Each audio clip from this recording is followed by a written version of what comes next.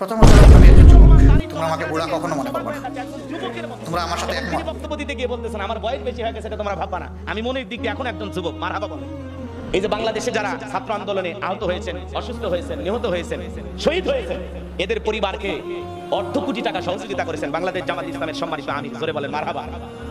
Doctor Shafiqur Rahman, তার এই চলাফেরা দেখে মানুষ অবাক হয়ে যাচ্ছে, একজন যুবকের মতো। এবং তিনি বক্তব্য দিতে গিয়ে বলতেছেন আমার বয়স বেশি হয়ে গেছে, এটা তোমরা ভাববা না। আমি মনের দিক দিয়ে এখন একজন যুবক, মারহাবা বলেন। তিনি যেভাবে সহযোগিতা করতেছেন প্রত্যেকটা মানুষের মাঝে এবং সোশ্যাল মিডিয়াতে, এখন বাংলাদেশ জামাত ইসলামের সম্মানিত আমির ডক্টর শফিকুর রহমানের প্রশংসা করে বলেন মারহাবা। একজন নেতার তো এমনই গুণ হওয়া দরকার, কথা বলে ঠিক কিনা? গুণ থাকা দরকার আছে না নাই? সম্মানিত হাজিরিন, এই জন্য আমি যে কথা বলতে চাচ্ছিলাম, বাংলাদেশ জামাত ইসলামের সম্মানিত আমির ডক্টর শফিকুর রহমান, তিনি যেভাবে বন্যার্থদের পাশে দাঁড়াইতেছেন, আবার সেখানে যায় ছবি তুলতেছে কিছু মিডিয়ার ভাইয়েরা, তখন বলতেছেন আল্লাহর হস্তে আপনারা কেউ ছবি তুলবেন না, এতক্ষণ যা তুলেছেন, এখন ক্যামেরাটা বন্ধ করেন।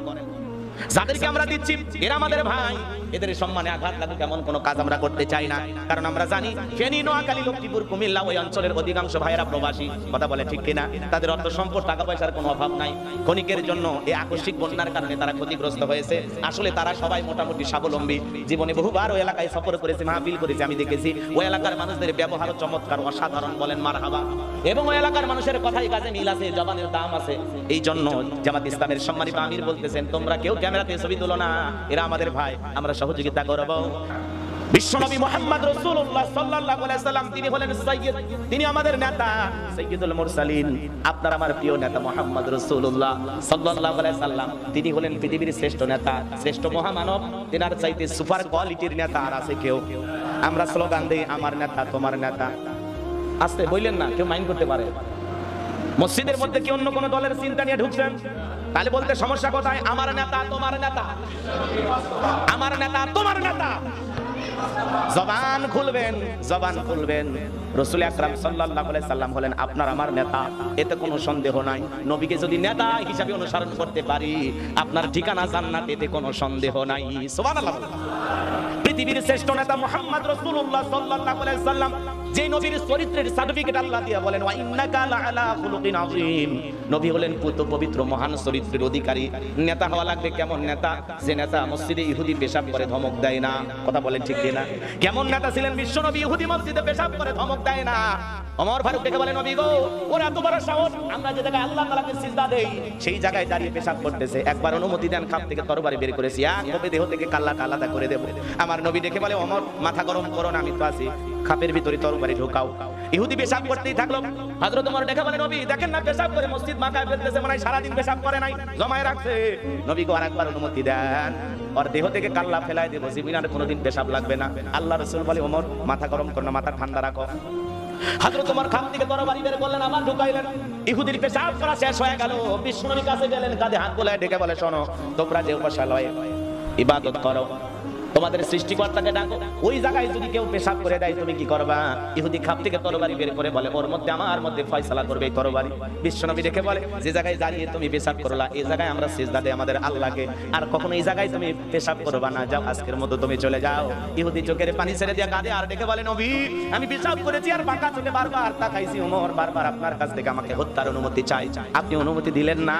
আমি মসজিদে পেশাব করলাম, ধমক দিলেন না, রাগ করলেন না। যেই ধর্মের নেতার ব্যবহার এত সুন্দর, আমি আর অন্য ধর্মে থাকতে চাই না, আমাকে আপনি কালেমা পড়ায়া দেন, আমি মুসলমান হতে চাই। ও বাংলার মুসলমান বন্ধুরা, বাবাজিরা, এই মসজিদের ভিতরে যদি কেউ অজানা এক মানুষ অমুসলিম পেশাব করে দেয়, আমার মনে হয় আপনারা কেউ ঠিক থাকবেন না। আগে মার, তারপরে কথা, কথা বলেন ঠিক কিনা? কিন্তু এটা রাসূলের চরিত্র না, এটা রাসূলের চরিত্র না। যেই নবীর বাড়িতে অমুসলিম পায়খানা করে যায়, নবী পায়খানা পরিষ্কার করে দেয়। যেই বলি নবীর চলার পথে কাটা যায়, সেই বলি জ্বরে আক্রান্ত হলে নবী যায় খবর নাই। এমন আদর্শ মহামানব পৃথিবীর শ্রেষ্ঠ নেতা, এতে কোনো সন্দেহ নাই। এই যে জ্বালানি উপদেষ্টা যাকে বানানো হয়েছে, উনি বলতেছে যে কোন জায়গায় হাত দিব, আমি যেই জায়গায় হাত দিই সেই জায়গাতে দুর্নীতি। আর এর আগে বিদ্যুৎ জ্বালানি মন্ত্রী যিনি ছিল, ভাই বিদ্যুৎ নিয়ে কথা বলবেন না, আমি কি আরে আছি, আমি বুঝি বিদ্যুতের কত জ্বালা, কয়েক ঘন্টা লোডশেডিং হয়েছে এই জন্য কথা বলতেছেন। 2004 সালে অমুক প্রধানমন্ত্রীর সময় আপনারা অন্ধকারে ছিলেন 17 ঘন্টা, সেদিন কি ভুলে গেছেন? তার চাইতে কি আমরা বেশি উন্নয়ন করিনি? কি চাপাবাজ রে ভাই, কথা বলেন না কেন? কি চাপাবাজ ছিল এরা। ভাই বিদ্যুৎ নিয়ে কোনো কথা বলবেন না, আমরা বুঝি এটা নিয়ন্ত্রণ করতে গিয়ে কত কষ্ট হচ্ছে, কত কষ্ট করে কয়লা নিয়ে আসে, ও মানে নিজের ঘাড়ে করে নিয়ে আসে। কথা বলেন না কেন? হাজার হাজার কোটি টাকা দুর্নীতি করেছে, কাজের কাজ কিচ্ছু করে না। কথা বলে ঠিক না? সব জায়গা এখন মানে একেবারে সব ফাঁকা হয়ে আছে, যেখানে হাত দিবেন খালি দুর্নীতি, খালি হাত দিবেন দুর্নীতি। কথা বলে না কেন? এক উপজেলা চেয়ারম্যান একটা চেয়ার, একটা টেবিল আর একটা টেলিভিশন কিনেছে, তার বিল আসছে 32 লাখ টাকা। কথা কয় না কেন? এই 32 লাখ টাকা দিয়ে কমপক্ষে 32টা বিয়ের ফার্নিচার হয়ে যেত। কথা কয় ঠিক না? আর এক টিভি, টেবিল আর একটা চেয়ারের দাম নাকি 32 লাখ টাকা। দুর্নীতিবাজ কারে বলে? এই হলো আমাদের সমাজের হালচাল। কয়টার কথা শুনবেন? কয়জনের কথা শুনবেন? কে ছিল দুর্নীতিবাজ ছাড়া? এই 15 বছরে একজন সৎ নেতা বের করে দেখান, যে নেতা 1 টাকাও দুর্নীতি করেননি। একজন বের করে দেখান। আছে? নাই। এই জন্য বাংলাদেশের জনগণ বুঝতেছে আগামীর পার্লামেন্টে কাদেরকে ক্ষমতায় নিয়ে যাওয়া দরকার, যাদের মাধ্যমে দুর্নীতি হবে না। কথা বলেন ঠিক? যারা মন্ত্রী হওয়ার পরে অহংকার করবে না, দাম্ভিকতা করবে না, জনগণের দুঃখ বুঝে কাজ করবে, এমন নেতা আগামী নেতৃত্বে আসবে ইনশাআল্লাহ। যে নেতার আগে পিছে কোনো বাহিনী লাগবে না, এমনি জনগণের সাথে মিশবে। জনগণ চাকু নিয়ে দাঁড়ায় থাকবে না, ফুল নিয়ে দাঁড়ায় থাকবে। কথা বলেন?